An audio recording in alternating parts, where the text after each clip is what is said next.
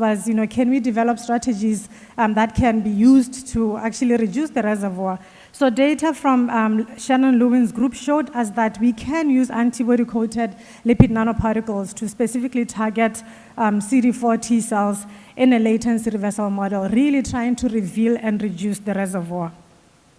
On Thursday, we had a session on the role of the immune system. We learned that CD4 downregulation protects infected cells from antibody-dependent cellular phagocytosis. We learned from the PROMISE study where they showed that human milk immune profiles were associated with the risk of postnatal HIV transmission.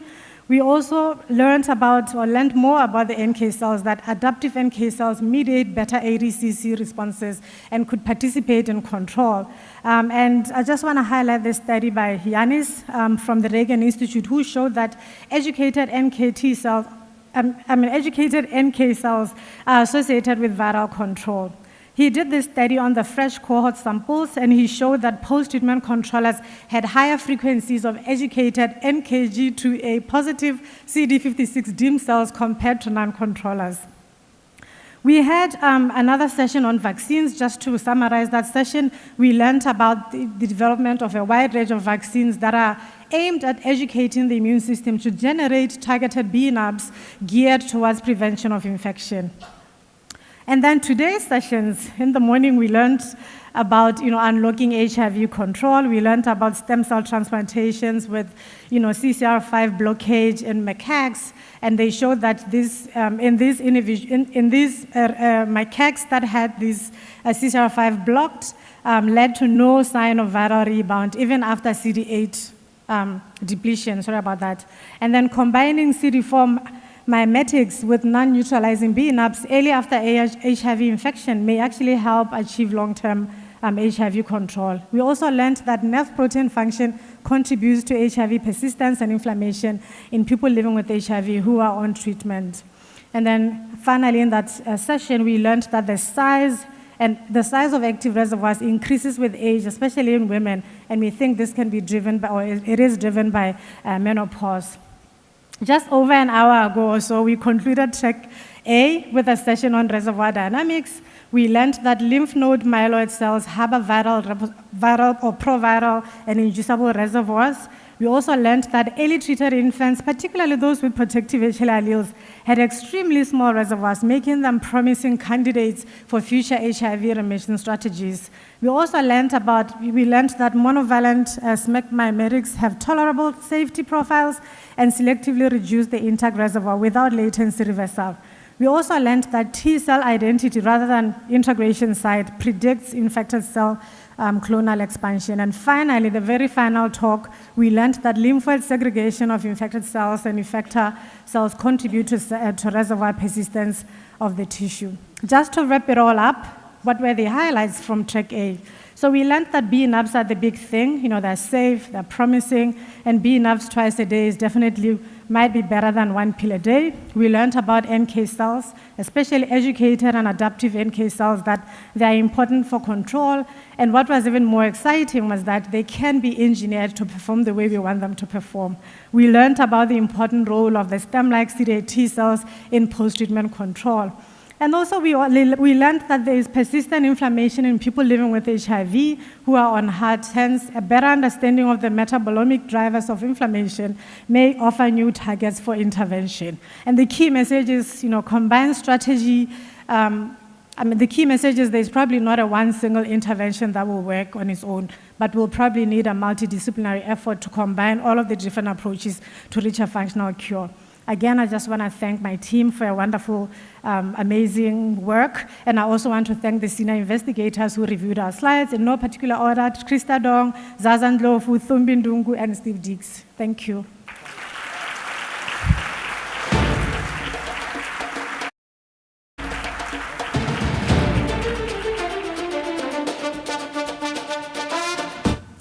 Thank you, Catherine. Our Track B lead rapporteur is a full professor of infectious diseases at the Federal University of Bahia. Please welcome Carlos Brites.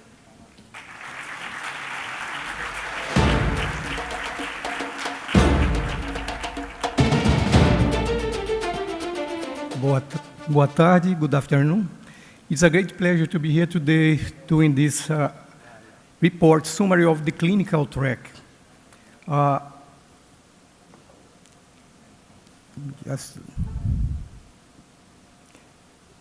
This presentation was made possible by the fantastic work of the Track B rapporteur team by Mônica Gomes, Maria Inês Figueroa, Karine Lacombe, Ming Li. Thank you, all of you. The work was fundamental to prepare this, made possible this presentation. The first study I am going to show is a comparison of lenacapavir, tab, and zab from switch or starting therapy. They presented 104 results of the comparison of these two arms of the study, and the results showed a very high viral suppression over 100 weeks of follow-up. 98 and 100% of patients were virally suppressed after this time. And there was any unexpected safety signal. And the second study also is based on a comparison between long-acting islatravir plus urovirin every week compared to Biktarvy daily. And again, some patients starting from the therapy with this combination and others switching from Biktarvy stable regimen. Again, we have a very close viral suppression rate for both groups, 95%, and without any other unexpected finding. The Island 2 phase 2 open-label active control of the non-inferiority study in patients, also in patients suppressed, compared daily standard of care with this combination of islatravir and lenacapavir weekly. And again, we have a 95 viral suppression for both arms, showing no difference between the two groups. The Big Doll final assessment of real-world virologic effectiveness of dolutegravir versus bictegravir triple regimens showed similar virological suppression, but they found that patients in the DTG group achieved virological suppression significantly faster than those in the bictegravir group.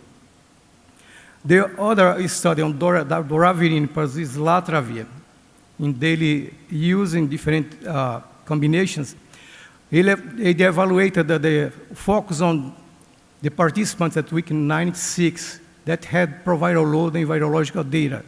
And they found that despite the presence of baseline in NRTI resistant mutation or M184IV mutation, the rates of virological suppression were basically the same for both groups. In the PASS-W study, you know well, it's a comparison between Biktarvy and dolutegravir 3TC. A sub-study including body composition assessment showed that dolutegravir plus 3TC has less than basically half of the proportion of patients reaching a weight gain over 5% at 48 and 96 weeks. In addition, this other work compared doravirine 3TC and tenofovir with dolutegravir, entrectinib, and TAF. And they found that the virological suppression was basically the same for both groups, although the group of doravirine presented a higher rate of emergence resistance when failing. And this interesting paper on components of metabolic syndrome in people with perinatally acquired HIV or versus horizontally acquired HIV, they found that the people with perinatally acquired HIV, there was a higher proportion of METs, 16% versus 6%, higher obesity, 29% versus 16%, while in people with horizontally acquired HIV, there was a significantly higher proportion of diabetes, 8 versus 1.6%, and dyslipidemia, 53 versus 39%. D3-penta-21 is a comparison between dolutegravir plus 3TC and dolutegravir plus 2-NUCs, and they analyzed a sub-study with PK that also had some resistant data and in children with HIV. And they found that despite the presence of 184V or I at baseline, the group they presented with a similar virological suppression. No significant difference was observed across arms. The long-term efficacy and safety of bictegravir and tenofovir, alafenamide, in children and adolescents with HIV aging 2 to 18 years was also compared in this study. And there was a consistent preservation of viral suppression over time, over 380 weeks of follow-up, and it was not different for different strata of age. One study from ELEA, a cohort of older people in Brazil, showed that here we have about 50% of patients over 50 years of age presenting cognitive impairment. And some facts were identified beyond viral replication that was associated to this. HIV factors lower CD4 native, age duration effect, and art exposure. And among the non-HIV factors, sex, depression, age-related comorbidities, and social vulnerability. This other study, LATA, 96 weeks, compared the injectable cabotegravir plus rilpivirine to tenofovir 3TC and dolutegravir in 476 adolescents.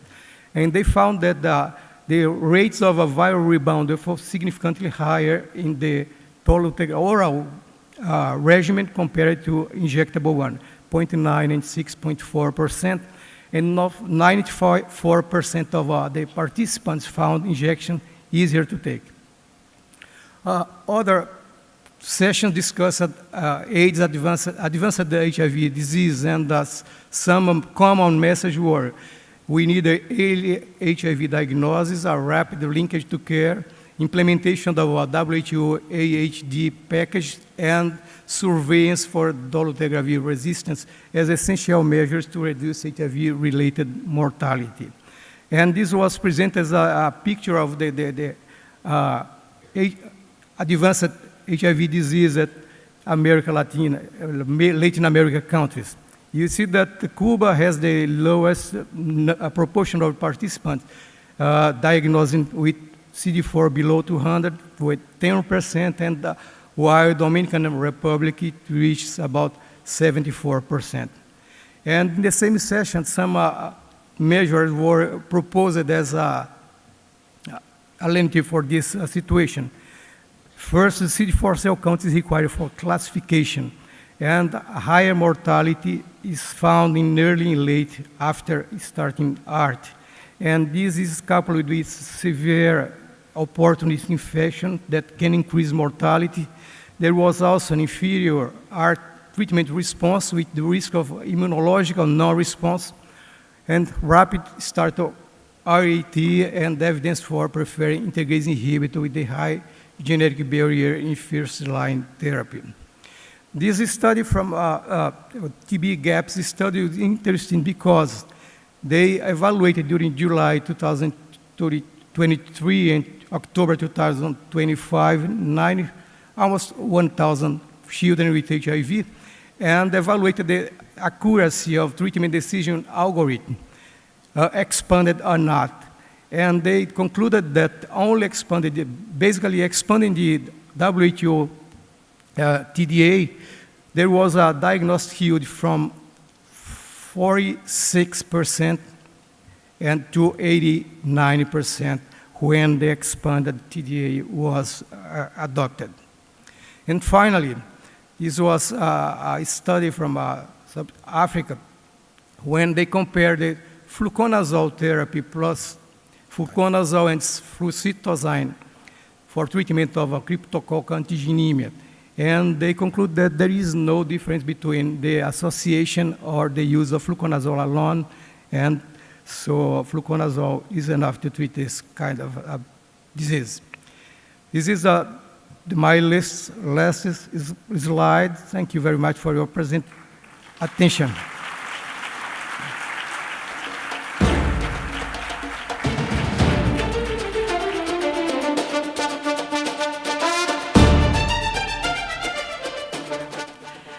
Thank you, Carlos.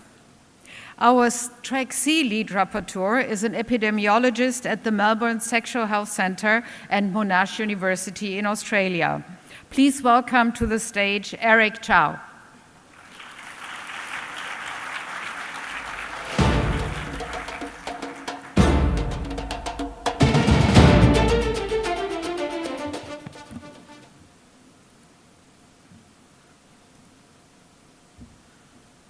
Good afternoon, everyone. It's my pleasure to present the rapporteur summary for Track C Epidemiology and Prevention Science, and I would like to thank the conference organizer for giving me this opportunity to lead Track C. So before I begin, I would like to thank the rapporteur team in Track C, and they are Libby Van Gaven, Jeffoy Leon, and Chen Yang Li, and also Kevsham Dua. And also special thanks to Justina from IAS for her ongoing support throughout the conference. It's truly a team effort, and please join me giving them a round of applause.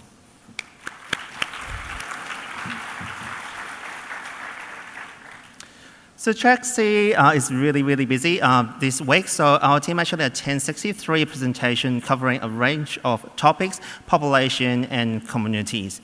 So, and I'm going to summarize into 3 different themes. So theme 1 is innovation, theme 2, implementation, and also theme 3, sustainability. So theme 1, innovation. So we saw remarkable advance in biomedical prevention with new technology continuing to expand choice available for HIV infection prevention. So one of the very clear message from this conference is that we are entering a new HIV prevention. The evidence of non-acting prevention continue to strange up. So in Purpose 1 open label extension, there were no HIV acquisition during the first 52 weeks among participants receiving twice yearly lenacapavir with a very high adherence. And similarly, we're actually seeing a real-world data from OPERA cohort showing no HIV acquisition among people receiving CAP-LA, although the delayed injection and early discontinuation remain important implementation challenges. We also saw encouraged data from multi-purpose prevention technology, including vaginal rings that provide both HIV prevention and contraception. So this study actually demonstrates that people increasingly have more prevention choice than ever before. So DoxyPEP continued to generate considerable discussion throughout the conference, with growing evidence showing population-level reduction in syphilis and chlamydia. Importantly, modeling from Brazil suggesting the target prescribing, for example, after a positive STI diagnosis, could substantially reduce STI incidence, while also decreasing overall antibiotic use. So this actually helped us to balance prevention and also with antimicrobial stewardship. So this study actually highlights the prevention is becoming increasingly personalized with multiple effective options, and also can be tailored to people's needs and preferences. So developing new tools is only part of the story. So the next step is actually implementation. So several studies actually demonstrate that prevention works best when services are brought to the community. Successful programs deliver PrEP through pharmacy, social media platform, dating apps, and community outreach rather than relying solely on traditional clinic. For example, pharmacy-based PrEP and PrEP delivery in Canada improved both PrEP initiation and also transition to PrEP. Digital outreach program in Mexico and Thailand successfully reached thousands of people who may otherwise have never tested for HIV. We also heard about innovative approach using GPS device to improve retention among people who inject drugs. Another important message is connecting services around people's needs. So in Pakistan, community outreach identified not only people living with HIV, but also many individuals with Hep B and Hep C, who otherwise may have remained undiagnosed. In Zimbabwe, integrating cervical cancer screening with the same-day treatment can achieve treatment rate almost 99% among eligible women living with HIV. Self-advocate also provide important data and reminder to us despite having very effective tool to prevent congenital syphilis. We are seeing cases increase more than 5-fold between 2020 to 2023. And this finding suggests that preventing vertical transmission requires more than focusing on pregnant women. It also means that we need to strengthen partner testing, partner treatment, and also linkage across care. People-centered care means connecting services, strengthen linkages, and also support the broader networks around individual rather than delivery care in isolation. There's several presentations also focusing on eliminating vertical transmission. In Brazil, viral suppression during pregnancy has improved substantially over the last decade. Although important inequity remains, particularly among among Black women and also women living in North and Northeast. Community-based HIV testing in India dramatically increased testing coverage, improved early treatment intention, and also reduce mother-to-child transmission. We're also seeing restoring pregnancy safety data from CAF-LA from Malawi, supporting its continued evaluation as an additional prevention option during pregnancy. So eliminating vertical transmission is achievable, but success depends on ensuring equitable access to testing, treatment, prevention throughout pregnancy, breastfeeding, and also postnatal period.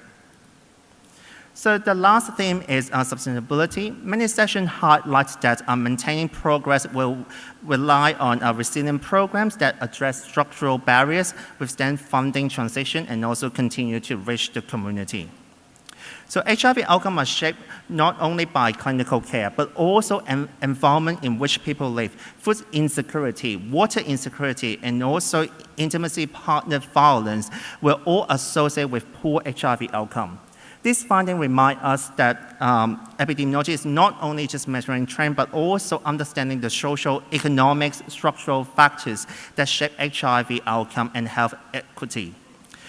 So science can give us a new tool, but we need to remove this barrier to ensure this to actually improve health outcomes for community. The impact of funding transition on HIV program have discussed. So data from Nigeria show dramatic decline, reduction in HIV prevention services within just 1 quarter. These include 83% reduction in PrEP initiation, 70% reduction in HIV testing, and 50% reduction in prevention reach. And similar data actually show in East Africa that's suggesting decline in new enrollment into HIV care and reduction in viral load testing, follow funding change. So protecting HIV response means protecting the system that delivers it. So lastly, I would like to reflect everything that we have learned this week, and I would like to finish with the conference theme, Rethink, Rebuild, Rise. So first, we need to rethink HIV prevention and care. So the science has advanced rapidly. So we now have long-acting PrEP, we have doxy-PrEP, new ways of delivery prevention. But one message came through consistently is science breakthrough alone will not end HIV. They will need to be delivered through services that are accessible, person-centered care, and also designed around people's lives. Second, we need to rebuild. So strong HIV program depends on resilient health system, integrated services, sustainable funding, and also generous partnership with community. Without this foundation, even the most effective intervention cannot achieve the full public health impact. And finally, we need to rise. So rise by translating evidence into action, rise by addressing the inequality and structural barriers that continue to shape HIV outcome, and rise together as researcher, clinician, community, policymakers, funders, that ensure that remarkable progress we have seen in HIV prevention and care, everyone who needs it. And lastly, I will finish with one final message. Epidemiology helps us understand the patterns, needs, and inequality that shape HIV response, while science has transformed what is possible in prevention and care. Ending HIV will depend on our ability to translate evidence and innovation into equitable, sustainable, and community-centered impact for every community. Thank you.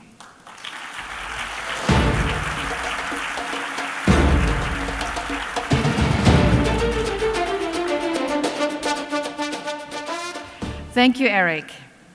Our Track D lead rapporteur is a PhD candidate and research officer at the Kirby Institute and advisory board chair of Perkumpulan Suara Kita in Indonesia. Please give a warm welcome to Allegra Walter.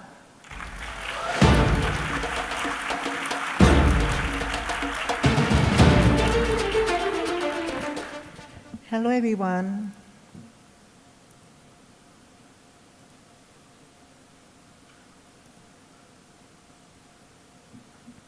Boa tarde. My name is Allegra.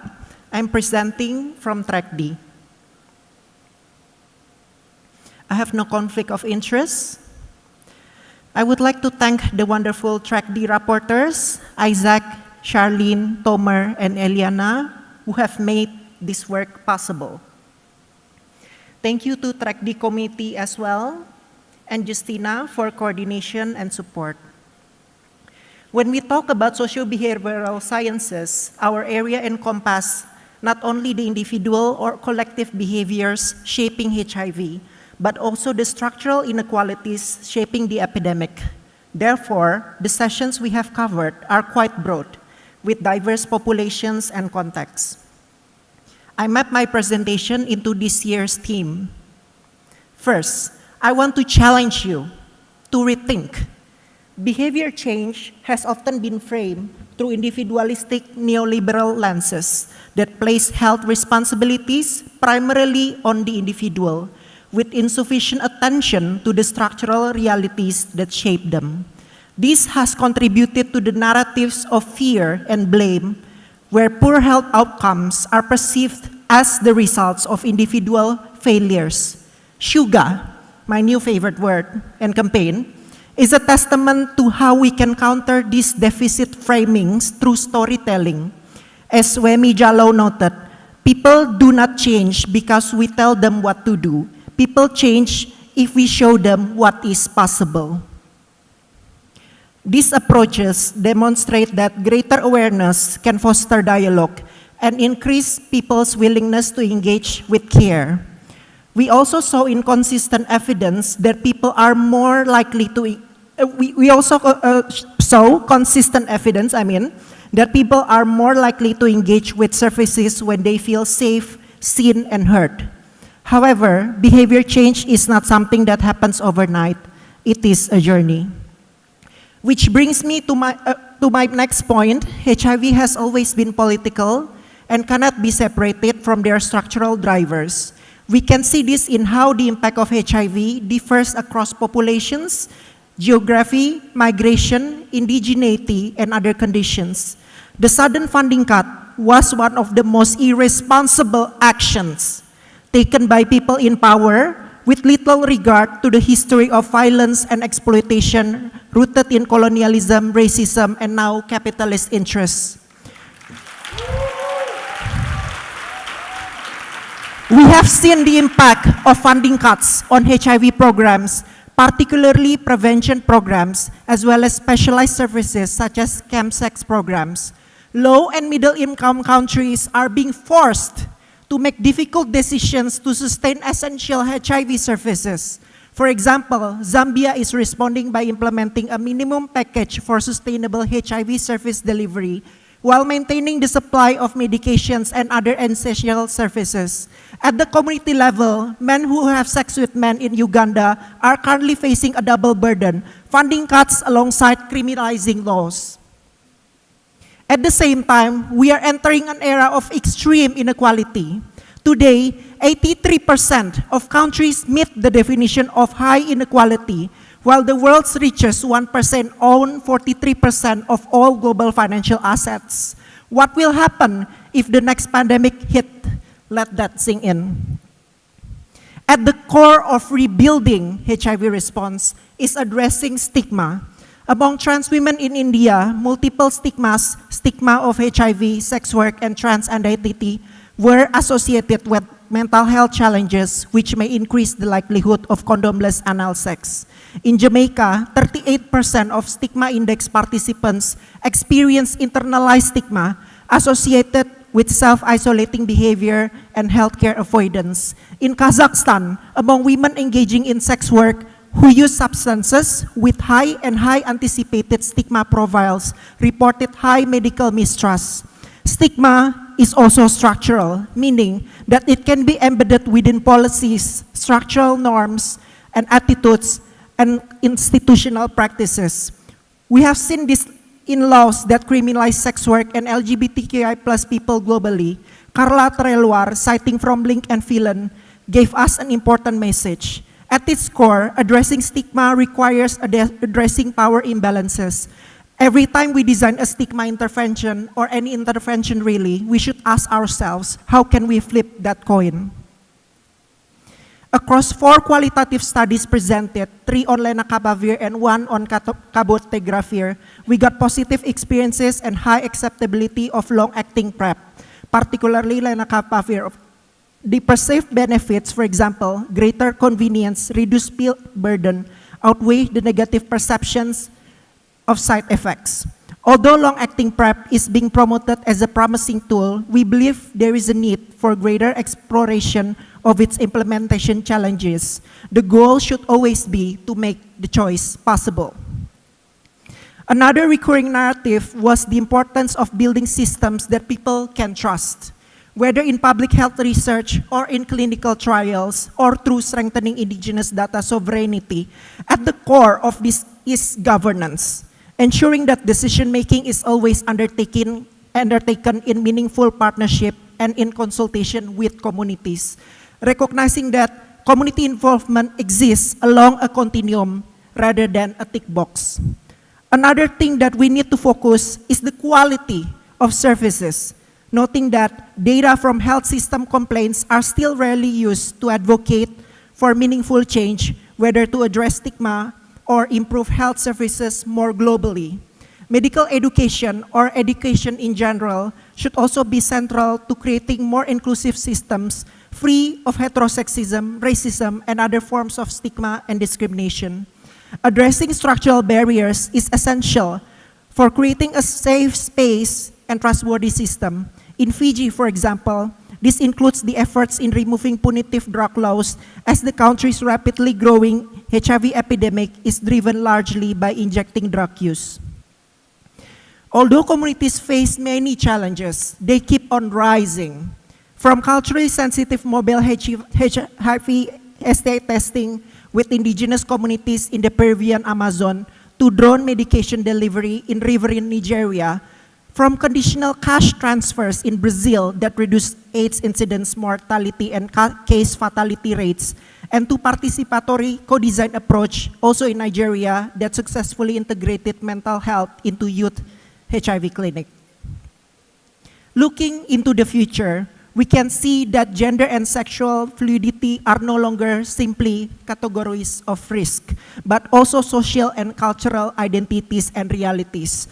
How we interpret and apply these concepts requires careful considerations and meaningful consultation with community members.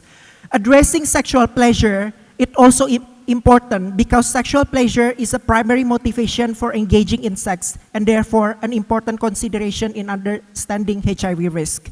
Historically, sexual pleasure has been considered a social threat, requiring censorship and control, and those who seek pleasure have been stigmatized. However, the paradigm has shifted. In the context of HIV prevention, for example, the contemporary concept of protection and pleasure are mutually reinforcing. With the available modalities such as condom, oral, injectable vaginal ring PrEP, PEP, doxy-PEP, and more, incorporating sexual pleasure into public health and health promotion intervention and campaigns can improve sexual health outcomes.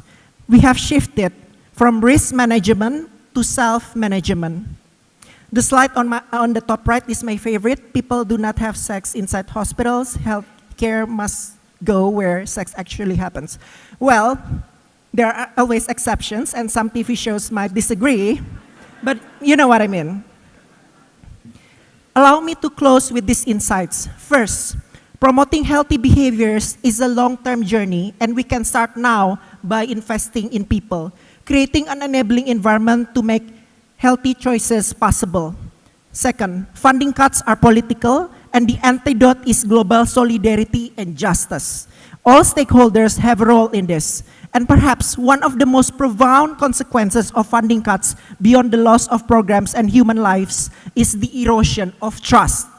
Third, community engagement, community leadership, community-led were consistently described as essentials. However, we should always be specific, or start being honest, really, about the extent to which communities are being involved. Lastly, I also want to remind everyone that the role of communities is not only to meet health indicators or program outcomes, but also to serve as a democratic check and balance. Activism must always remain at the core of HIV movement. Thank you.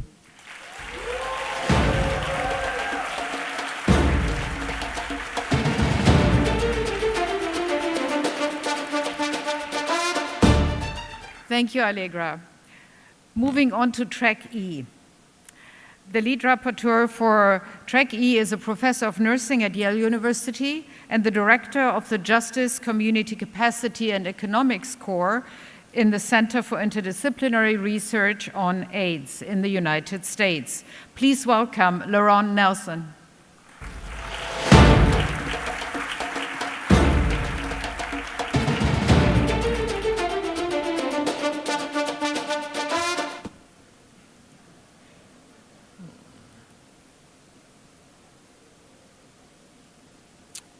Good afternoon. I want to first begin by thanking my incredible rapporteur team for Track E, Zed Anafo from Ghana, Deborah Castaneda Perez from Brazil, Gloria Edu Frimpong from United States, and Shuiling Xiao from China. One thing that showed up throughout Track E was the imperative to go beyond developing products that are efficacious towards building HIV systems that are not just effective, but owned, sustained, and trusted by the people they are meant to serve. Today, I'll share some highlights from across Track E that show what that is like in practice. So this message, implementation science is the people's science. It is a characterization that is evidenced by the work that we saw, which centers community ownership, including communities as designers and leaders, not just consumers and implementers. Economic justice, which is structural determinants of who pays, who decides how much to pay, who decides when to pay, who decides at all, and who benefits, as well as system resilience. This includes balancing investments in failure prevention versus investment in recovery capacity. I wanted to show the sister here on the screen from this morning. If you have not seen that opening plenary, I suggest that you see it because the message that she gave is the message of implementation science as the people's science. So I will start. I'm doing too many things here. Okay.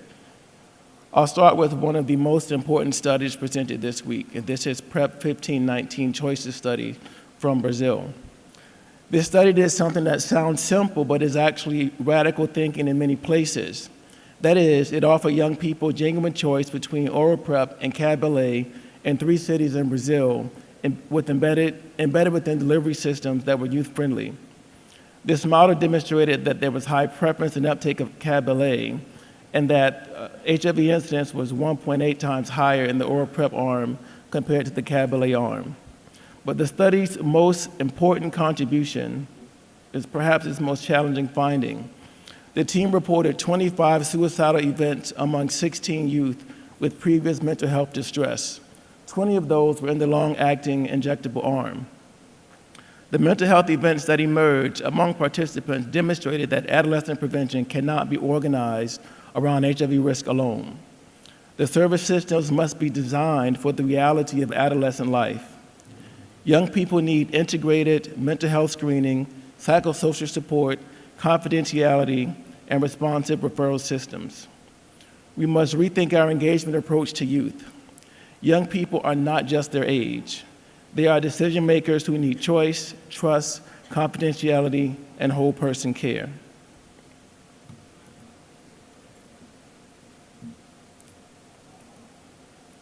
Across multiple sessions, we saw the same pattern, that when communities lead, services work. In Thailand, community-generated evidence informed policy change and mobilized $4 million for gender-affirming care. Communities generated that evidence that made the case. In Colombia, a community-level model combined HIV testing with legal support for Venezuelan migrants with precarious status. It wasn't the cheapest approach, but it was the only approach that actually reached this population, and cheap does not equal cost-effective. In Eswatini, early lenacapavir rollout showed that new modalities attracted both current and former PrEP users and people who never used PrEP before, but only when community-led access points are part of the delivery model. Again in Thailand, a sex worker-led online model scaled HIV self-testing nationwide through anonymous requests and peer follow-up. Those are supposed to be flags there, by the way. And in the USA, festival-based community health worker-led approaches led to nearly 90% linkage to care for people diagnosed with HIV and hepatitis C. The overall take-home point here was that communities are not only implementers of programs designed by someone else, somewhere else. They are innovators whose insights make services work. Community leadership is the mechanism through which services become accessible, trusted, and sustained, and are a key enabler of bridging the gap between inventions and impact. Okay, perhaps the most important session, single session of Track E, was the one by Lyudmila Ligostrup from Ukraine. Before the war, Ukraine institutionalized community partnerships, established national coordination and integrated information systems, and secured domestic financing for core services. She showed us that Ukraine's HIV program sustained key elements of the care cascade, including 97.5% ART retention among newly enrolled patients, despite being in the midst of a full-scale war. Not because of the emergency response, but because of what they built before the war, before the crisis. As armed conflicts, climate disasters, and funding disruptions become more frequent, implementation strategies capable of sustaining HIV services under extreme conditions are essential. And she said something that I think everyone in this room needs to hear, that resilience is not created during crises. It is built beforehand. We must have long-term investment in community partnerships, local ownerships, social relationships, and systems that communities can trust even when everything is under attack. This is the roadmap that Ukraine has given us, and we must follow it.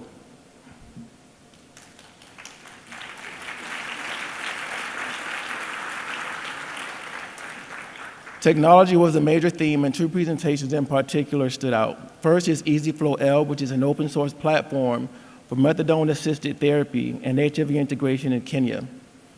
It reduced capital setup costs from roughly $31,000 to $4,800. It eliminated annual licensing fees, shortened dispensing time by about 90%, and it operates across 7 government-managed clinics. The key here is that it's open source, locally adaptable, and government-owned. It directly confronts donor dependence and vendor lock-in. As we've heard throughout the conference, countries must be able to govern, adapt, and sustain programs and systems. Professor Liu's Smart HIV Test Kit was the other standout in this session, in this category, I would say. In this, AI reads the self-test results and transmits into the system. This was done among 149 clinics and 39 CBOs in China. The self-test kits are given to sexual partners. 81% of the partners tested. Once the partners test, if they test positive, they are connected through a 24/7 AI system that provides counseling and referral to services. And this resulted in a 9% better detection of early cases of HIV, early diagnoses compared to the standard. It also looked at cost comparisons, which were important and relevant for policymakers in China with a centralized finance system. But this highlights for us that tech solutions must be affordable, locally owned and adaptable. Otherwise, it's just another dependency that collapses when funding goes away. Trust was invoked in almost every AI session. If you were in them, you know this was the case. But trust is a precondition for uptake. What we like most about Sarah Morris and Autoray's presentation was that it actually measured trust. Autoray's AI companion reached over 10,000 adolescent girls and young women. Those with more than one session were 5 times likelier to test for HIV and 2.5 times likelier to start PrEP. Linkage to care also rose between 43% and 93%. But they also found that suicidal risk and gender-based violence was a conversation topic of interest, but they often only surfaced near the 4th topic. She concluded that people tell the hardest things only once they're ready, once they're comfortable, once they trust. This is important insight for us to rethink any service designed around a single encounter. Trust is not a footnote to implementation.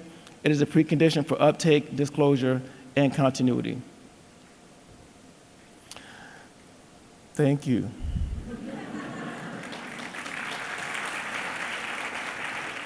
So last is the people science is more than just community ownership. It's also about, again, who pays, who decides what to pay, who decides when to pay, and who benefits.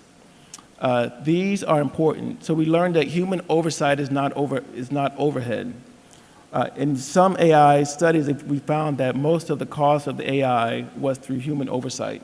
But human oversight is necessary to preserve trust and confidence in the safety of these systems, many of which, or most of which, we still know very little about. Underinvestment in community systems also is false economy, because we may save money on the front end, but we only pay much higher human costs later, and this current situation is showing us this. We also have started to think about different ways to finance what we do. And this, you can also see from this graphic, which encapsulates this, is that we're trying to envision, through Track E presentations, new ways of financing that include different ways that the private and public sector may cooperate.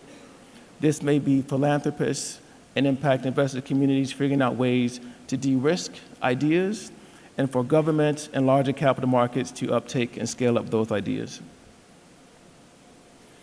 So I'll leave you with one thing. Equity is not a luxury. Underinvestment in community infrastructure is not just a failure in equity.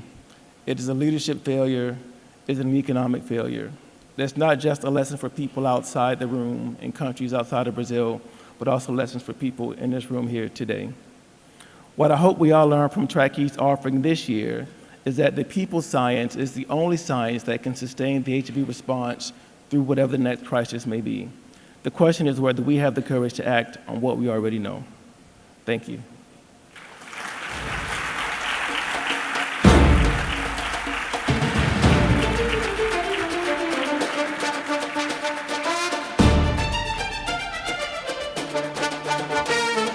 Thank you, Laron. Our Track F lead rapporteur is the Executive Director of the Kenya Legal and Ethical Issues Network in Nairobi. Let's welcome to the stage Alan Maleche.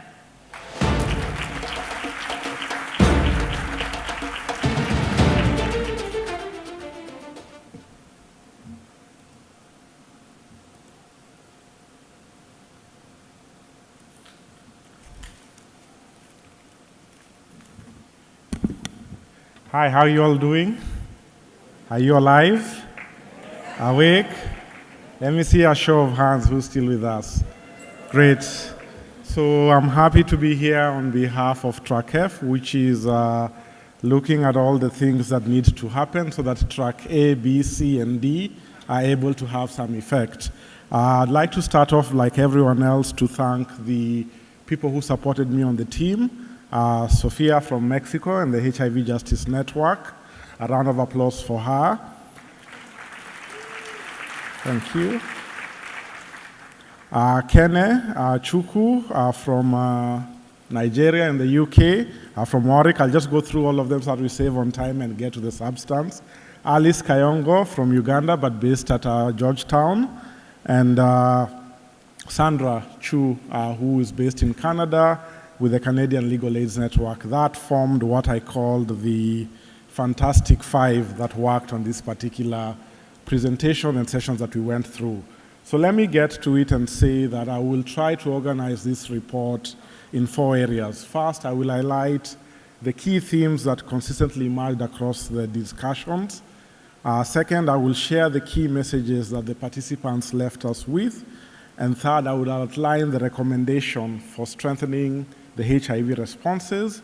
And finally, like every other presenter has done, I will try to reflect on how these discussions align with this year's conference of Rethink, Rebuild, and Rise. So let's get on to the ride.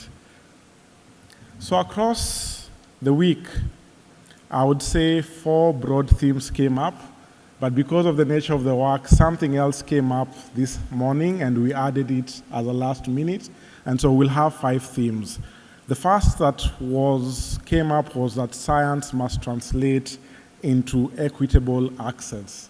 Many delegates celebrated the remarkable scientific progress, whether it was the 6-month injection for lenacapavir, but we were repeatedly reminded by many speakers that innovation alone is not enough. Scientific advances only achieve their potential when they reach the people who need them the most.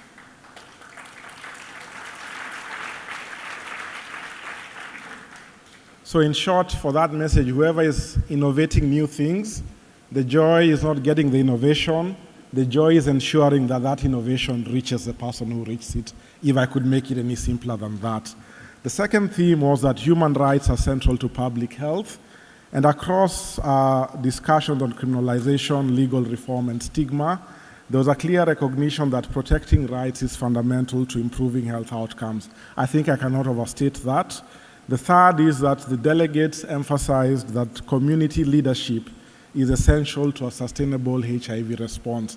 Whether it's a trans person, whether it's a lesbian, whether it's a person living with HIV, whether it's a person who is from a rural area, whether it's a person from an indigenous group, they are part of the community and they are very important in ensuring that we have a sustainable HIV response. And communities are not simply beneficiaries of programs, they are partners in designing, implementing, and monitoring effective responses for us to be able to succeed in the HIV response. Fourthly, we got message and feedback that the resilient health systems are essential. Whether you're responding in the context of conflict, whether you're integrating services as you're being pushed to go now, whether we are sustaining progress during funding challenges, and we need to ensure that in all those circumstances, we have strong, adaptable healthcare systems. The additional theme that came up during the discussions this afternoon was the fact that funding cuts are truly reshaping the HIV response. We all know the disruption, we have all seen the evidence, and that has been extremely problematic. And so those are the themes that emerged from the sessions that we had. And so what then are our key messages from Track F? One is that innovation must be matched by equitable access. Secondly, human rights are fundamental to effective public health. And the creation of an enabling legal and policy environment is essential for people to access prevention, treatment, and care without fear. Because we all know fear causes stigma, and stigma eventually leads to discrimination and drives people away from services. Third, communities are indispensable. You cannot do without them. If you want to win the fight against HIV, they are important partners in the HIV resource. And lastly, their leadership of the people living with HIV is fundamentally important, and as I mentioned, the sustainable financing clearly underpins the impact we're going to have. If you're going to be able to have scientific progress, it's not going to be able to be possible if we don't sustain the financing for the HIV response, and that includes having stronger, meaningful, and respectful partnerships, but also having country ownership and investment in taking forward the HIV response. So based on all these discussions, Track F puts forward 5 broad recommendations. The first, and which is pretty much obvious, as we heard from our sister Immaculate, strengthen rights-based legal and policy environments that support equitable access. Invest in community-led responses, and I think that has been emphasized along many tracks. And then, most importantly, we need to focus on translating evidence into implementation so that scientific advances result in real improvements in people's lives. And of course, we must sustain financing, which I've already mentioned. And most importantly, the commitments we make, whether it's at this conference, whether it's at the UNG Assembly, whether it's in our strategic plans in the country, there must be a way to strengthen accountability so that the commitments made at the global and national levels are translated into meaningful actions. So those are our key takeaways.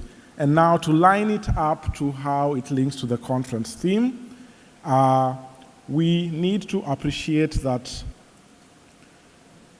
Track F presentations and sessions largely reflected the theme of the conference.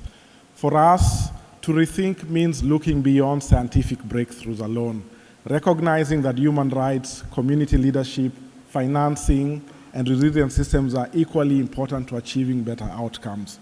To rebuild means strengthening legal and policy environments, rebuilding trust, something that Wame Jallo talked about with communities, and investing in integrated people-centered health systems that leave no one behind. And to rise, for the case of Track F, means turning evidence into equitable action by ensuring that innovation and sustainable investment advance together. Track F reminded us that these are not separate ambitions, they are interconnected and together define the future of the HIV response. So let me bring you some voices that came up in our conversations, and because of time I can only pick 2, and of course charity begins at home, and so I had to turn to a very important statement made by the Minister of Health in Brazil, which should resonate with everyone. Innovation without access is an injustice. I want to say it again, innovation without access is an injustice.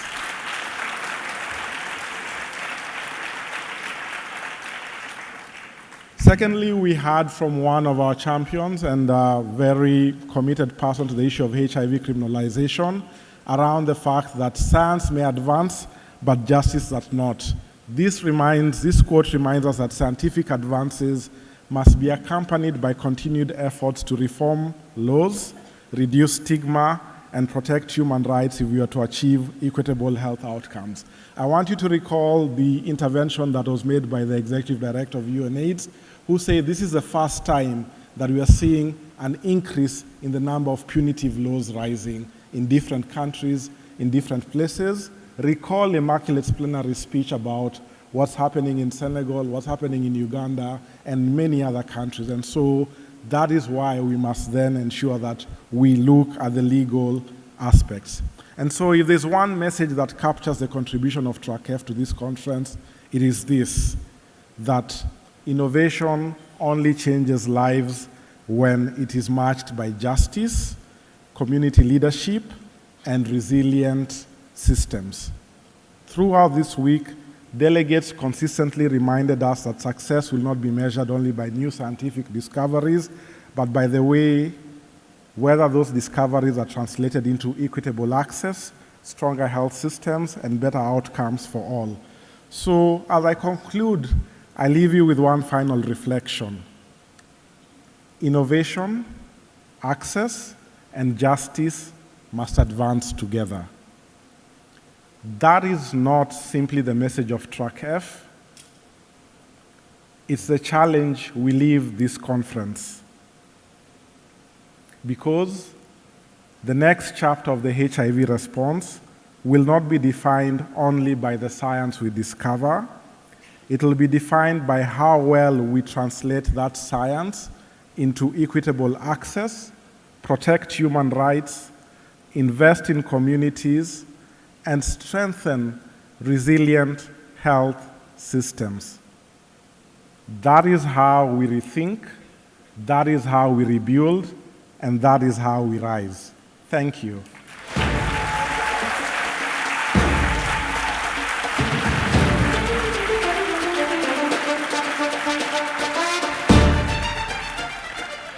Thank you, Alan.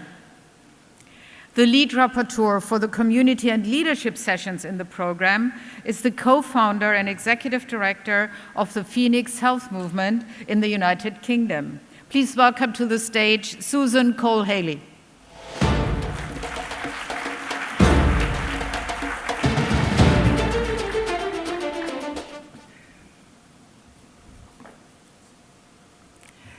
Good afternoon, Rio. Hi, everyone, and hello to everyone watching from around the world who can't be with us in person today.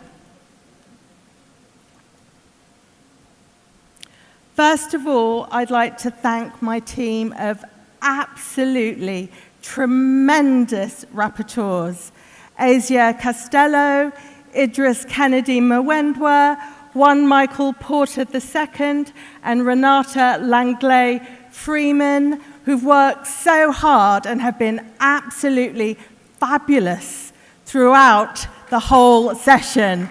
Give it up to the rapporteurs. And also, I'd like to thank lovely Justina from IAS, who's been incredibly supportive to us all. Go, Justina.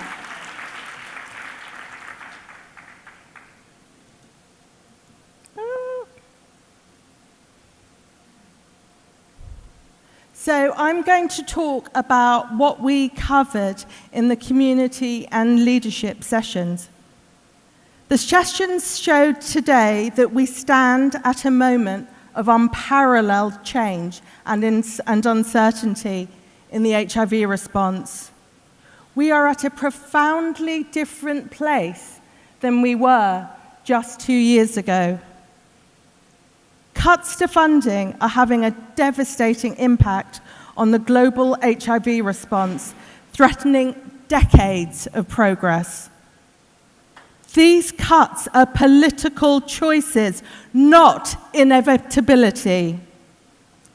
And communities are facing the most harrowing consequences. Communities are losing essential services. We heard of community-led organizations being forced to reduce and sometimes stop outreach, peer support, testing, advocacy, harm reduction and prevention activities, and trusted services that are essential to equitable HIV outcomes.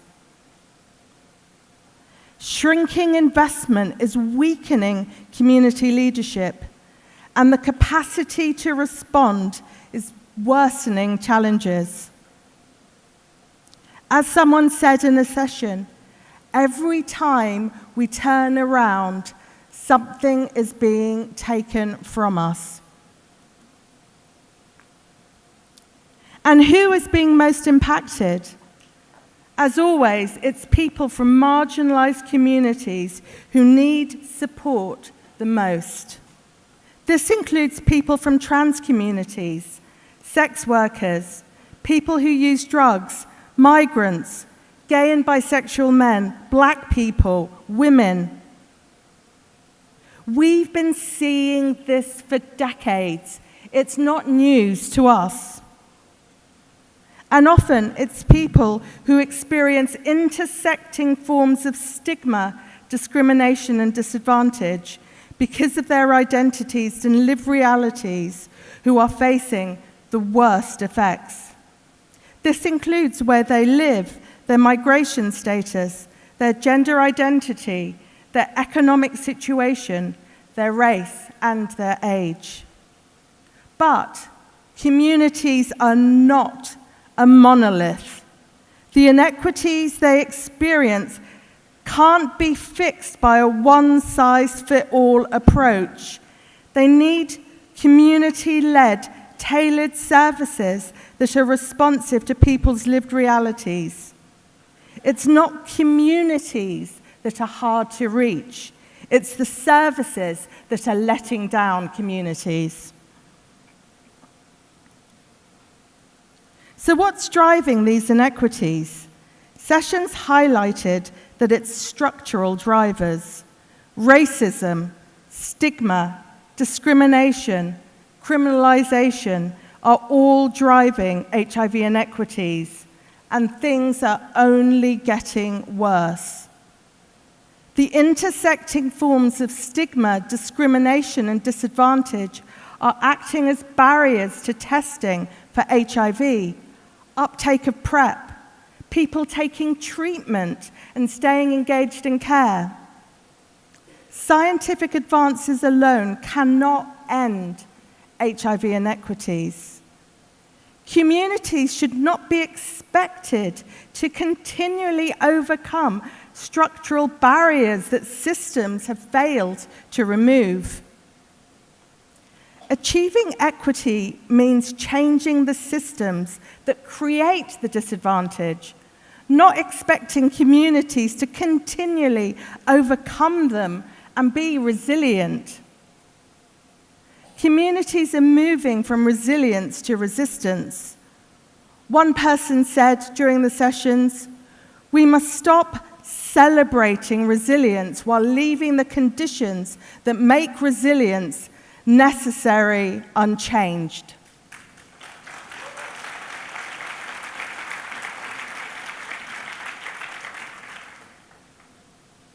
Despite the challenges faced, people living with HIV are not passive, voiceless victims.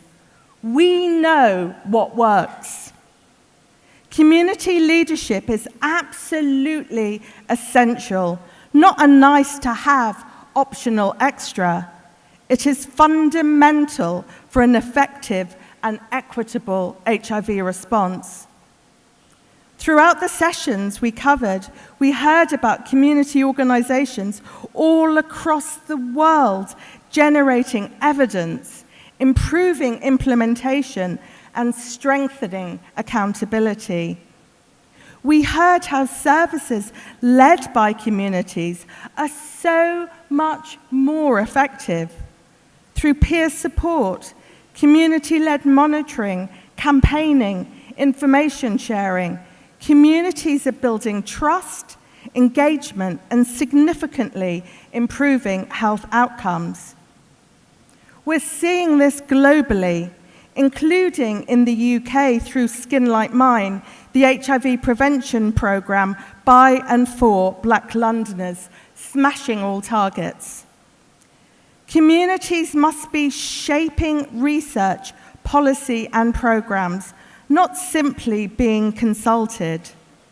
It's time to end the tick box exercises and tokenistic engagement we've seen once and for all.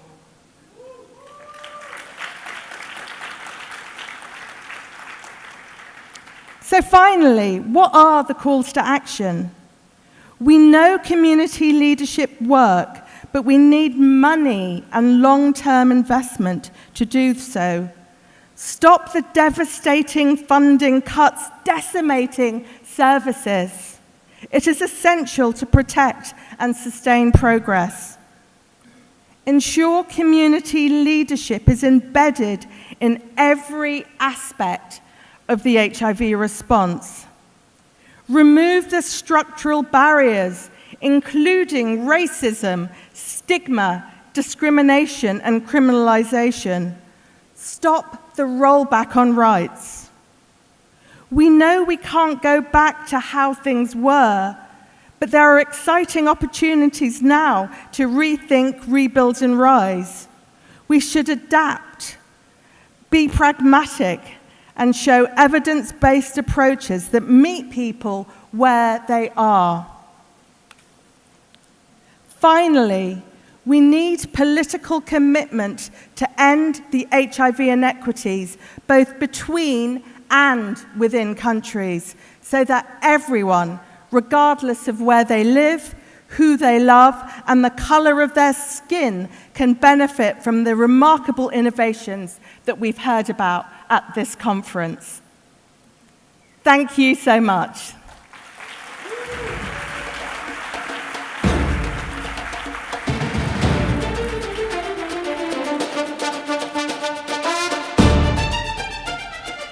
Thank you, Susan. Distinguished delegates, it says here, I want to say, dear friends, I'm sure that you found the rapporteur report back session useful. Maybe the session has given you good pointers to those sessions that you now feel you absolutely have to rewatch on replay. Maybe the rapporteur's report back has already given you ideas on how to rethink in your specific area of work, in your specific area of expertise, to help us all rebuild and rise together. One more round of applause for our rapporteurs.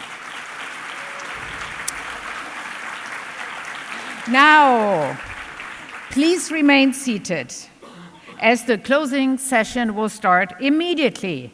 And for that, please welcome to the stage AIDS 2026 local co-chair, Dario Barrera.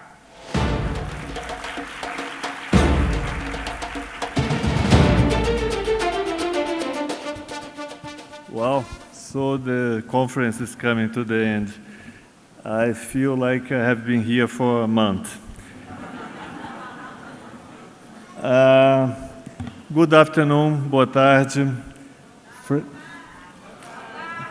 My colleagues, friends, it has been a profound honor to host you at this world-leading conference in my city. We opened this conference by offering to share Brazil's experience with the world. The world in return brought it into sharper focus, the science, the gaps, and what the next chapter of our response must be. That is what we think rebuild, rise means in practice. I thank you all for making it possible. The data shared here this week give us reasons for genuine optimism. The once-weekly oral treatment, the real-world evidence of long-acting injectables, and the advances in the search for a cure. We also have a clear picture of how much the funding cuts and the geopolitical shifts of the past 18 months have cost communities. AIDS 2026 brought us together to navigate those challenges and to remind us to follow the science, always. This week also reinforced the lessons that Brazil can share. Hosting AIDS 2026 in Brazil has been a reminder of what is possible when community-led responses, robust public system, and political will move together. We are very proud to have this conference here. We also had the pleasure to see all the long-acting PrEP studies and could announce here this week the incorporation of one of these medicines into our public system. The unified health system remains committed to universal access. We know that bold political choices produces measurable results. That's our contribution and our responsibility. But the gaps we named here have not closed this week. They will only close when the ministries, parliaments, and funders decide to close them. Policies for years to come will be shaped by what was put on the record here. Communities share their testimony, their science, and their lives with us. Now comes the part that matters. Our job is to carry that into policies made. rise from this city, rise from this country, rise from this conference, and take what you have learned back to your communities and leaders. Now, I am pleased to hand the microphone to my co-chair, Claudia Cortez. Claudia, it has been a pleasure to serve with you.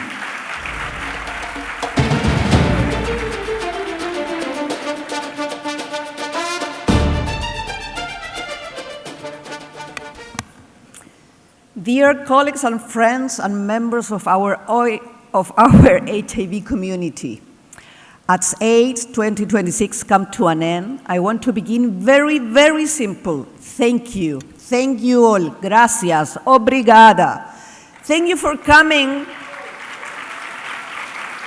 Thank you for coming to Latin America, and in particular to this beautiful city of Rio de Janeiro, even if we are not really on Rio de Janeiro. Thank you for bringing your science and your experience, your question, your loud voice, your disagreement, your stories, and above all, your commitment. Over these days, we have been reminded once again that HIV response is much more than scientific field.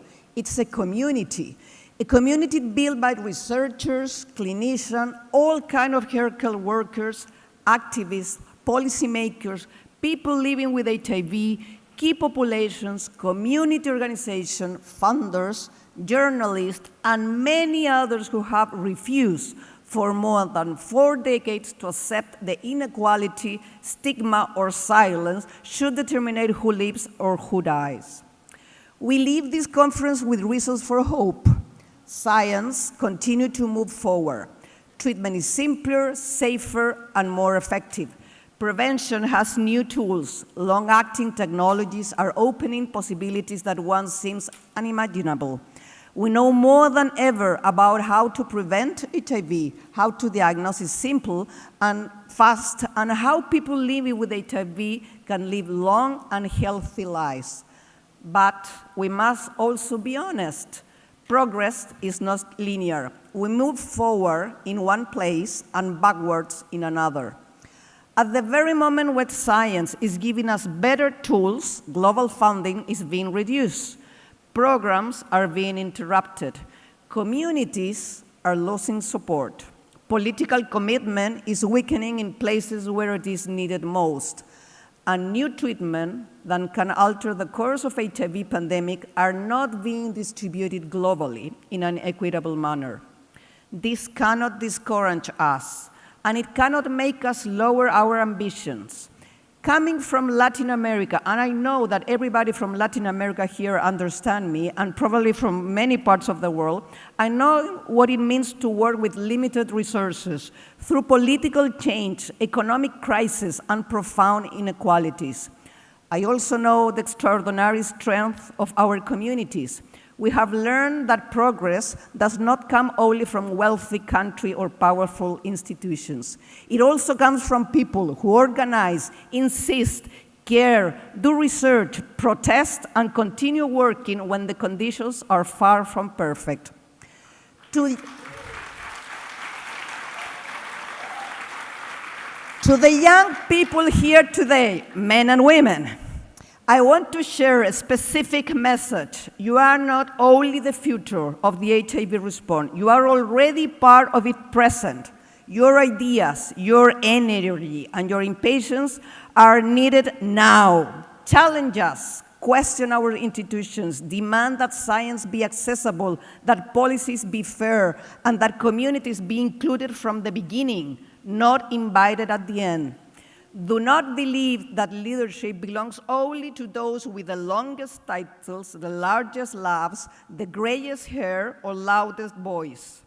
Leadership also begins with asking the difficult question, defending a patient, supporting a community, or refusing to accept that this is simply how things are. We are closer than ever to ending AIDS as a public health threat, but being close is not the same as arriving. The final distance may be the hardest because it requires not only innovation, but solidarity, not only medicine, but political courage, not only global targets, but local action. The next chapter depends on us and depends on you, the young people in the room. Let us leave Rio determined not to retreat. Let us protect what has been achieved, reveal what has been weakened, and expand what still reached to few people. Let us continue to rethink, reveal, and rise all together. Thank you for everything you had brought to AIDS 2026. Safe travels, and let us keep moving forward.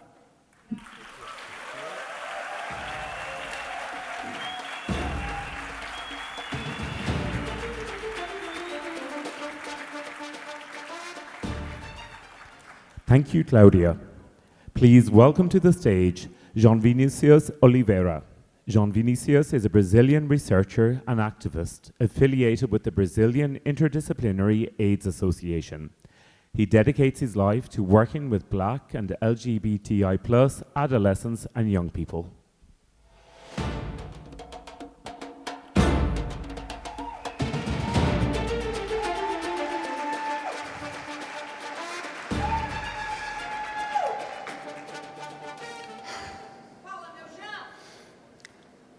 Queridos amigos, pesquisadores, ativistas e comunidade global reunida aqui no encerramento da IAS 2026.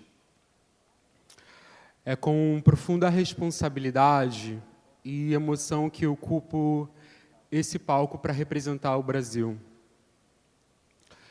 Eu falo a partir da minha trajetória e do meu lugar de fala. Eu sou um homem negro, eu sou um homem gay, alguém que enfrentou a fome, alguém que teve que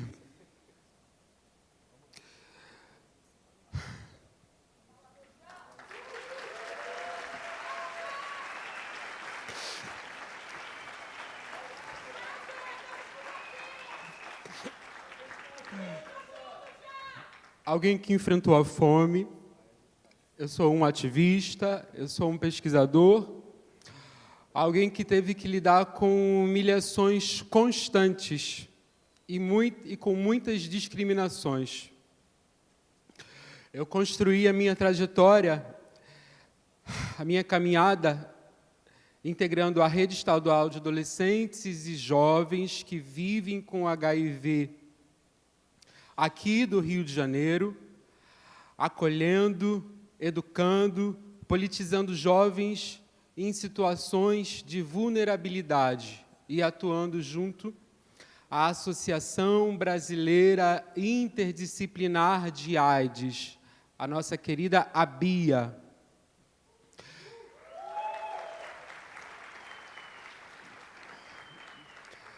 Eu trago comigo a voz de tantos corpos historicamente perseguidos, de vidas interrompidas pela morte evitável, mas que transformaram o luto e a luta em dor e resistência ancestral.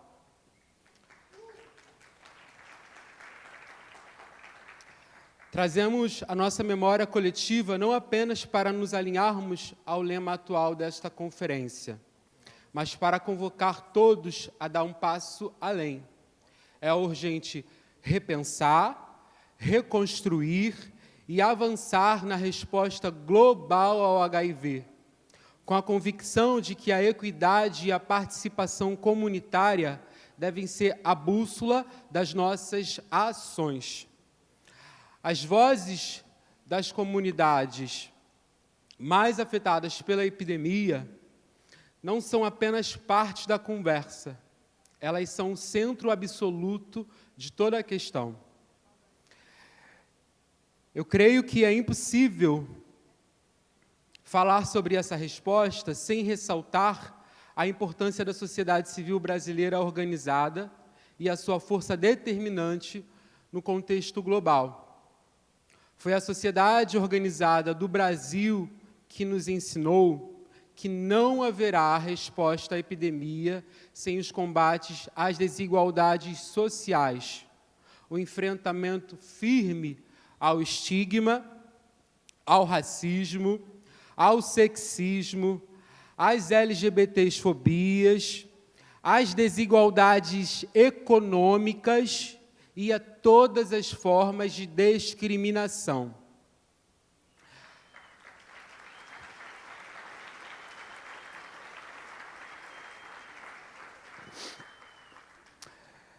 É esse ativismo vibrante que nos dá coragem para combater a lógica do mercado acima da vida, garantindo que prevenções, que tratamentos, que novas tecnologias, que sejam bens públicos, globais e acessível a cada ser humano.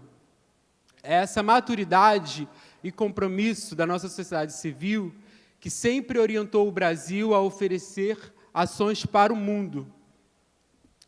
E ao nos despedirmos, eu convoco cada um de vocês a transformar as evidências que debatemos aqui em esperança viva e ação política concreta em todas as partes do planeta.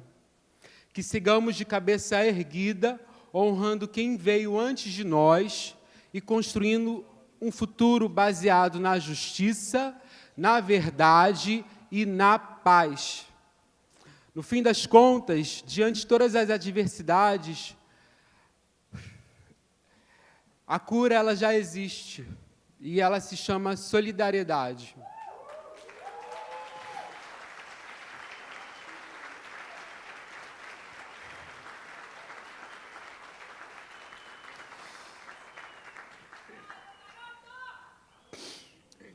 Com a certeza de que a nossa união move estruturas e acolhe vidas, seguimos juntos.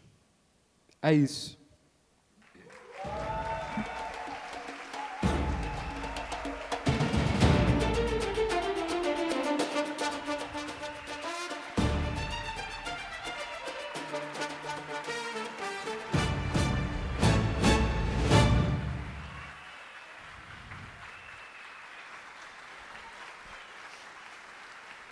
Muito obrigado.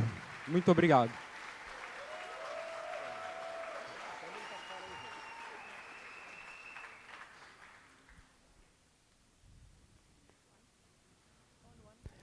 Thank you, John Vinicius.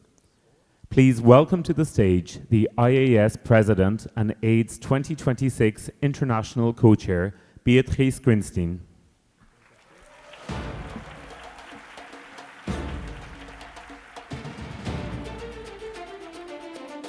What a week, my friends. Good afternoon, everyone, friends, colleagues, and dignitaries. This week has been deeply personal for me. I welcomed you to my home city at a time that has been so challenging for many. But I have no doubt that the global HIV community would rise to this moment of both promise and setbacks.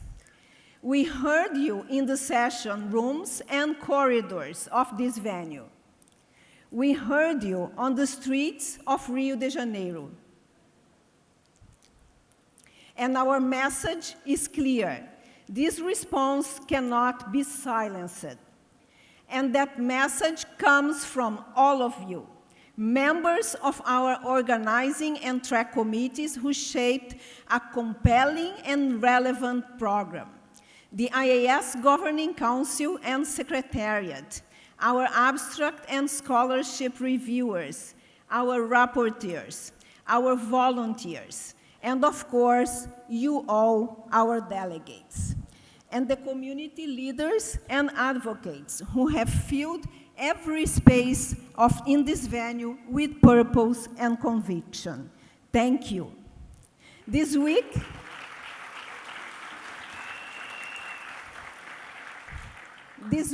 we examined, the new scientific and program advances that offer the chance to rebuild and rethink the HIV response, and weighted this against the new and old challenges that threaten gains in HIV treatment and prevention. Science is moving at an incredible pace. Highly efficacious long-acting treatment and prevention options are progressing fast, expanding the options for everybody living with or vulnerable to acquiring HIV. And from what I've heard this week, I am confirmed in my conviction that we will achieve an HIV cure and find an effective vaccine. We have all reason not to give up hope. Then, we also understand the real-world human cost of geopolitical shifts and sudden funding cuts, the clinic closures, the interrupted services, the children who lost access to treatment, and the key populations denied prevention technologies. We know the scale of what we must be repaired and rebuilt. We know where long-acting prevention must reach and how far short we fall for the people that need it most. I'm talking about gay, bisexual, and other men who have sex with men, people who inject drugs, people in prisons and other closed settings, sex workers, trans people, non-binary people, young people. And compounding this is racism, the very reason why Black and Indigenous communities bear a disproportionate burden of HIV. We must uphold our fight against racism as an integral part of HIV response everywhere.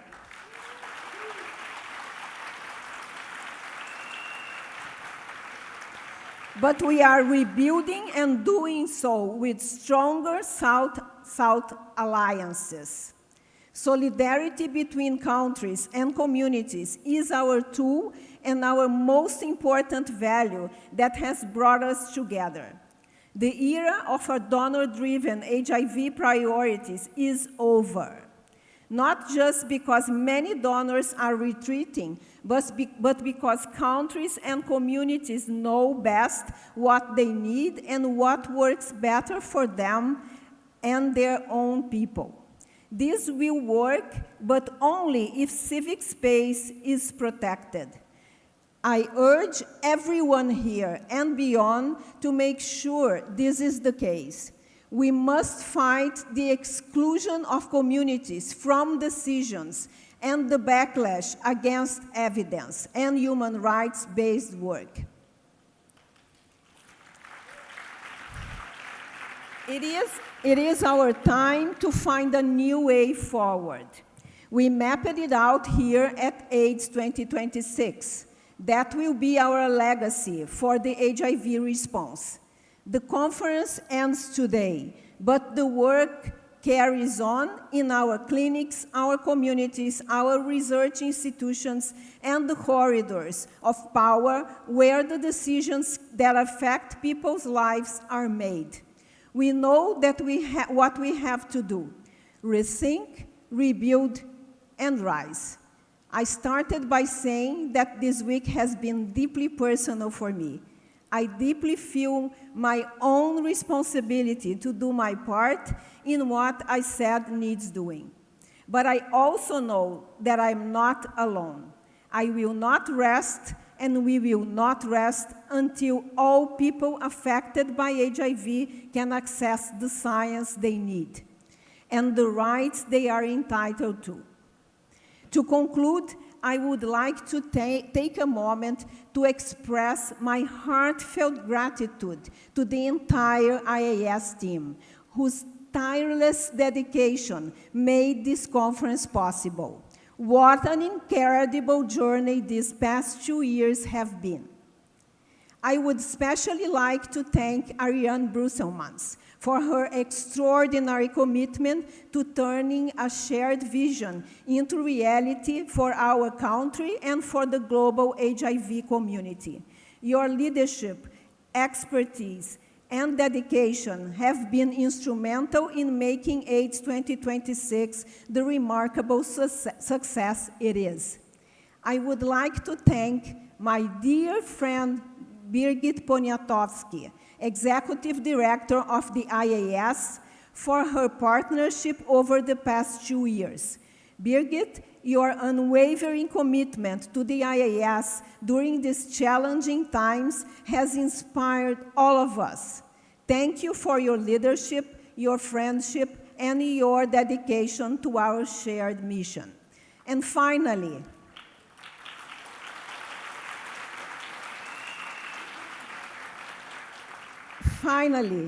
travel safely. We will see you in Geneva for IAS 2027. Muito obrigado a todos. Foi muito lindo ter vocês todos aqui.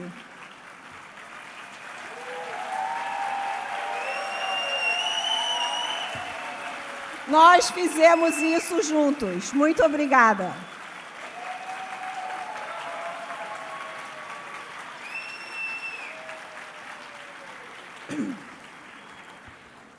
We now turn to the mayor of the city of Oakland in the United States, Barbara Lee, who is joining us live virtually to present the Barbara Lee Political Leadership Award.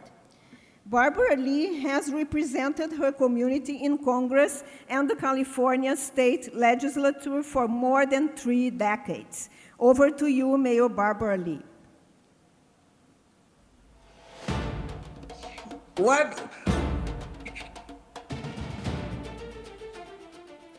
Hello. First of all, let me thank you so much. Distinguished delegates, friends, greetings from Oakland, California. I am so sorry that I cannot be with you in Rio. I have attended almost every single international AIDS conference since I was elected to Congress in 1998. And this community has been such a part of my life and my work for decades. I hope that one day this conference will come to Oakland. I would be so honored to welcome you here. You know, it was a tremendous honor to be the first recipient of this award.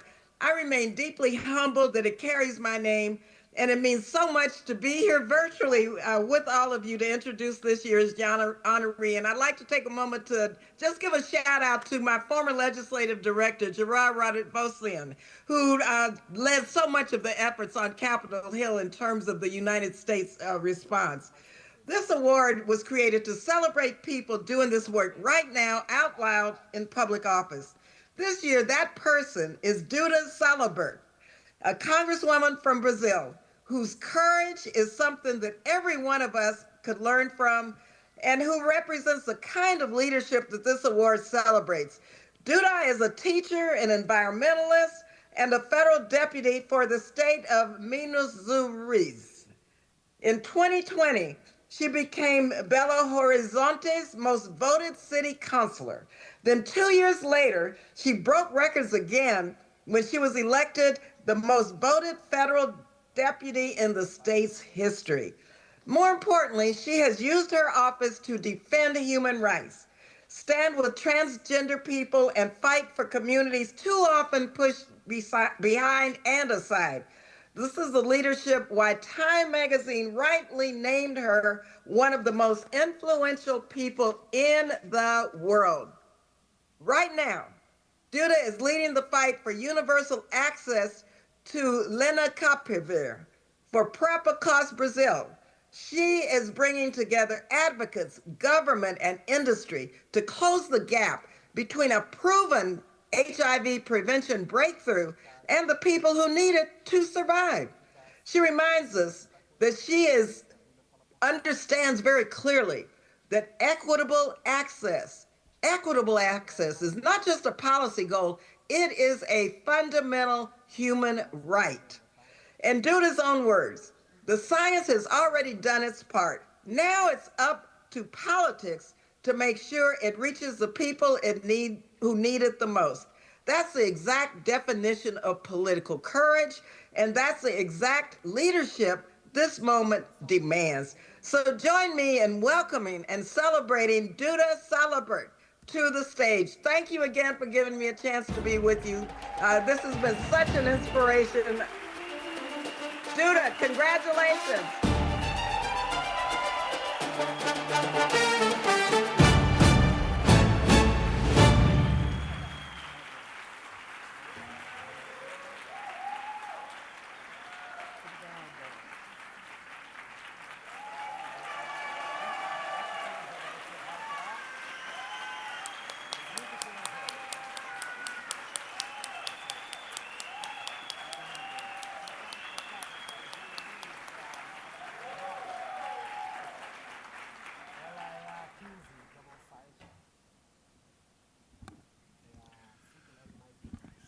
Muito obrigada. Uma honra estar aqui. Obrigada, Bárbara Lee. E na década de 1970, um poeta brasileiro chamado Ferreira Goulart escreveu um poema chamado Poema Brasileiro, em que ele dizia: no Brasil, de cada 100 crianças que nascem, 78 morrem antes de completar 8 anos de idade.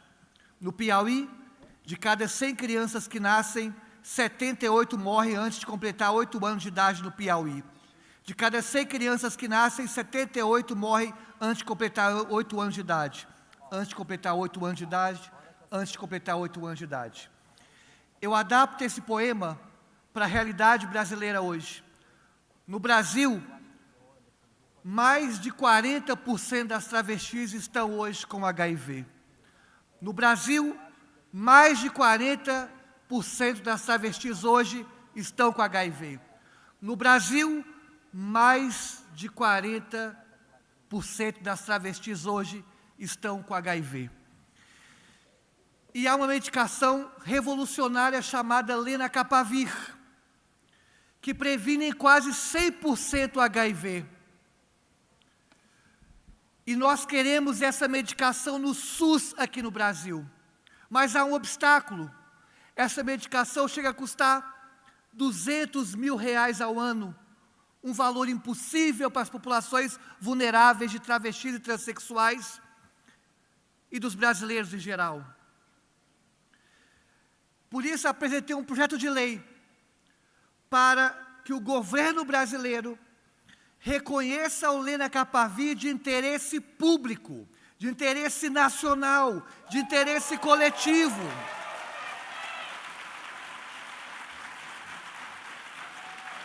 E digo,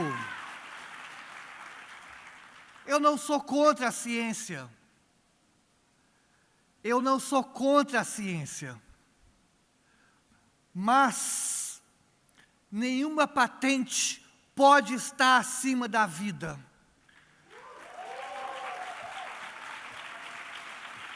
Eu não sou contra a ciência.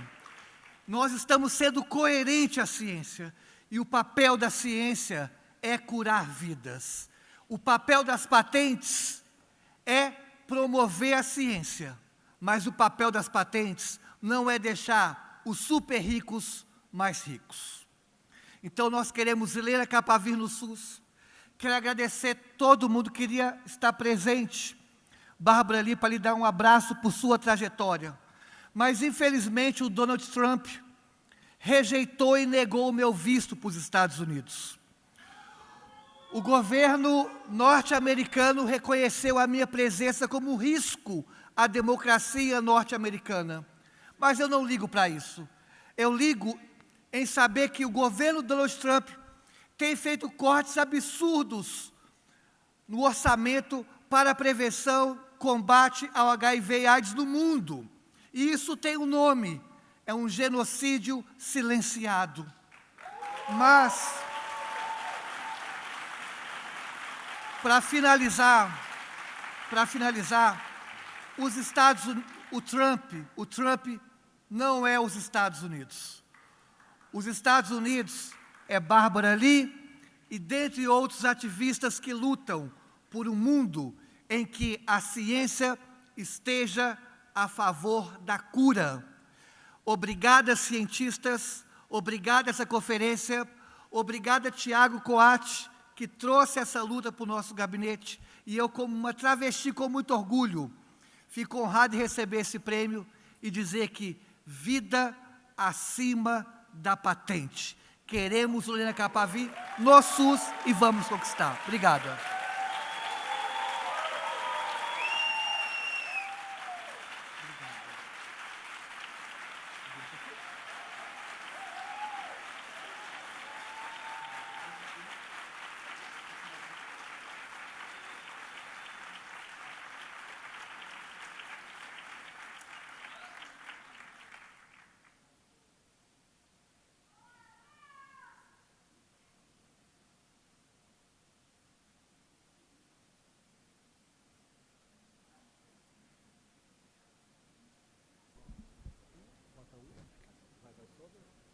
Congratulations, Duda.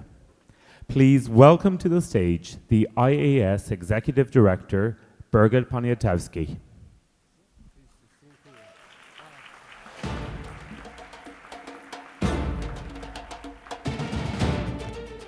Hello again. Thank you, everyone, for making AIDS 2026 what I think is a resounding success. This week, we immersed ourselves in remarkable science, studies that sharpen how we prevent HIV acquisitions, how we make treatment easier, and how we ensure that services reach communities that have been left behind for too long. We explored new tools and clearer routes to better lives at a time when the environment around us is especially challenging. Beatrice, you have been a champion of that science. You made science. You amplified it. You spoke out boldly when funding was suddenly stopped, insisting that short-term cuts must not become long-term losses for communities. And you advocated again and again that new prevention options must reach everyone who needs them, because innovation without access achieves nothing. Your voice kept attention to the people behind the numbers. On behalf of the IAS Secretariat and our global HIV community, I thank you for your courage, your steady presence, and your commitment to ensuring that science serves everyone. It has been a singular honor to work closely with you over the past 2 years. I learned so much from you.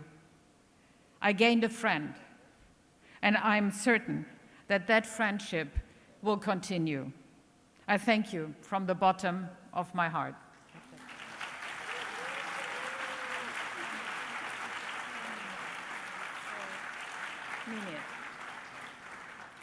We all look forward to your continued counsel as immediate past president of the IAS, and we continue to celebrate the difference your leadership has made. Please all join me in thanking Beatrice.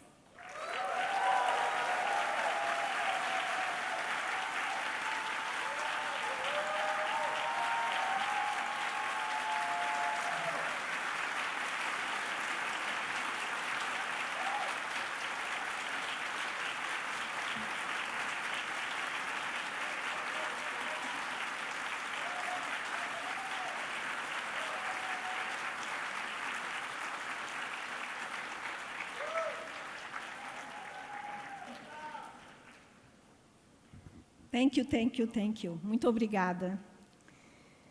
Wow.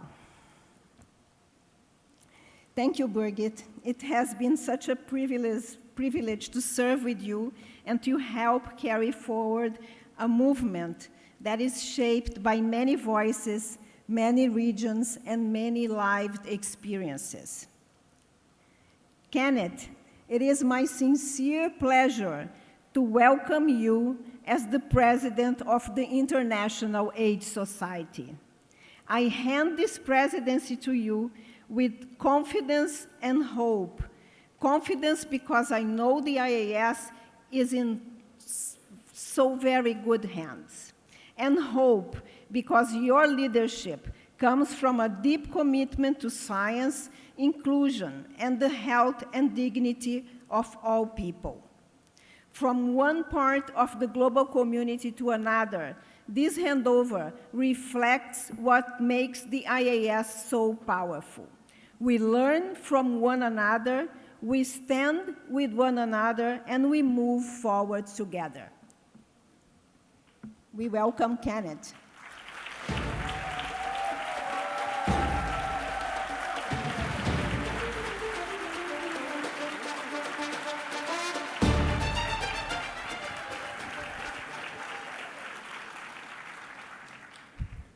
Thank you very much. Good to see many friends in the audience. Excellencies, honorable ministers, colleagues, scientists, community leaders, people living with HIV, partners, friends, young investigators, and future leaders, good afternoon. Bon tarde. Habari yenu? Good. In many parts of Africa, we are guided by the philosophy known as Ubuntu. I am because we are. Ubuntu reminds us that our humanity is interconnected, that our greatest achievements are never accomplished alone, and that progress comes when we work together in pursuit of a common purpose.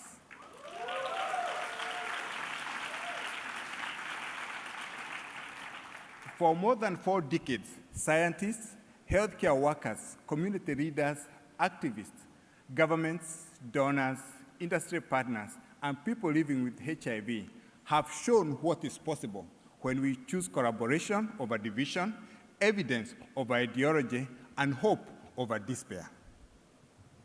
I stand before you today in that spirit, with deep gratitude, humility, and optimism. In 2009, I attended my first International AIDS Society conference in Cape Town, South Africa. I was a young researcher from Kenya, eager to learn, build collaboration, and discover where I might fit in this global movement. If someone had told me that one day I would have the privilege of serving as the president of International AIDS Society, I would have probably smiled and gone back to taking notes. Yet, here we are.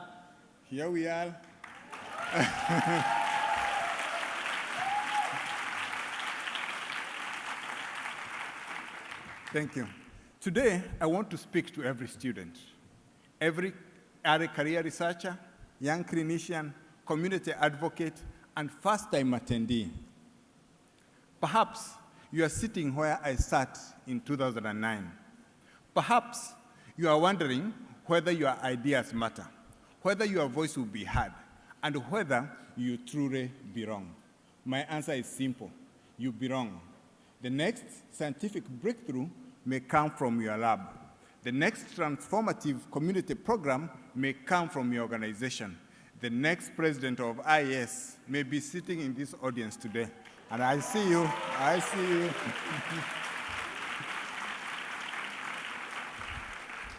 Today, long-acting prevention advances, treatment advances, implementation science, and digital innovation are redefining what is possible. Yet, millions of people still cannot benefit from these advances. Our greatest challenge is ensuring that what works reaches everyone. Science changes lives only when it reaches people.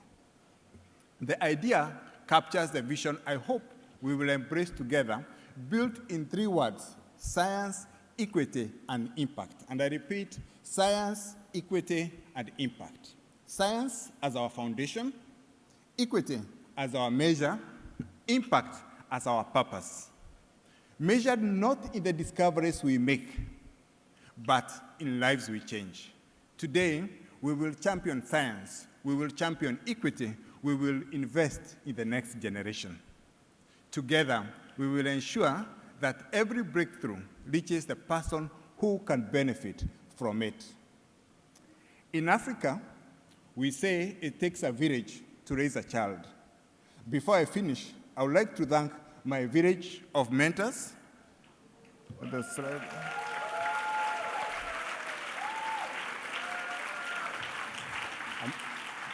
Great, yes, I see you. Those are my village of mentors and the giants on whose shoulders I have stood. And there are many more that could not fit on this slide. No, this is the governing, sorry. That one. This is my village of mentors, and there are many more who could not fit on this slide. And these are the giants on whose shoulders I have stood for the last 2 decades.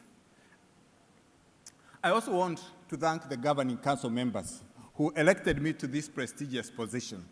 They have entrusted me to navigate the IAS ship in these turbulent waters. To them, I say thank you, and I will continue seeking your counsel, and these are read by our speaker, our past president, Beatrice Greenspan.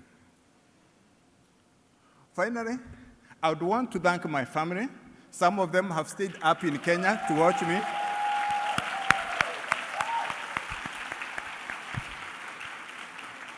And this is the wind beneath my wings. Anything I do, including my 3 daughters standing behind there, are my main motivators. Now, let me finish where I began. Ubuntu, I am because we are. My hope is that when young scientists in the audience stand on this stage in years ahead, they will inherit a world where science belongs to everyone. That's why we are here, and I believe with all my heart that we are going to build it. Thank you. Obrigado, asante sana, and let's work on this together. Thank you very much.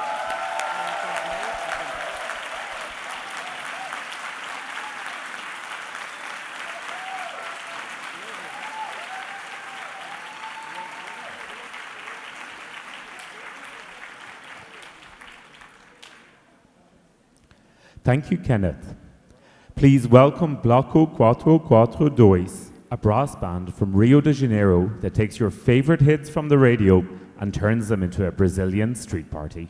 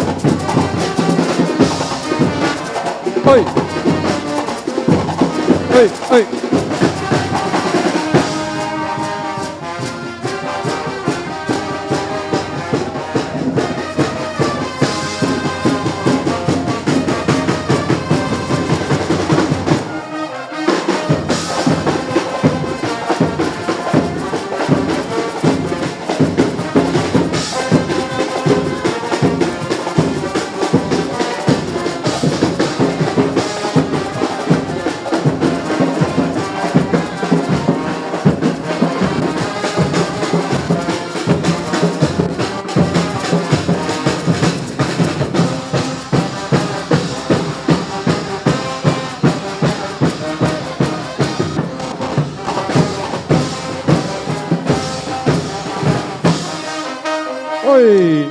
Salve, galera! Boa tarde! Boa tarde, galera!